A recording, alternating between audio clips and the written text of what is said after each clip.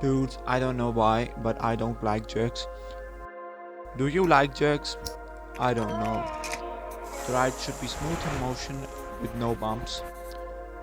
But smoothness for these kids is beyond their capacity.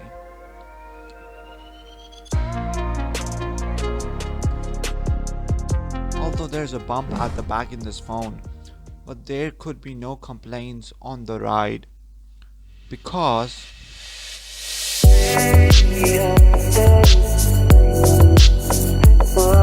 this is as smooth as you get on a smartphone. Smoothness is not a thing complimentary. Smooth gameplay, smooth daily life surfing.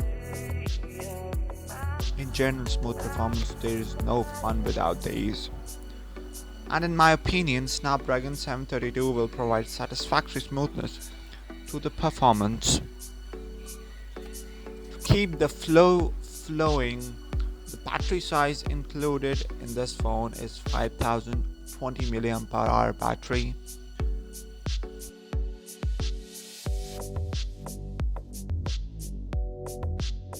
(108 megapixels) combined with the 120 feels like it is icing on the cake.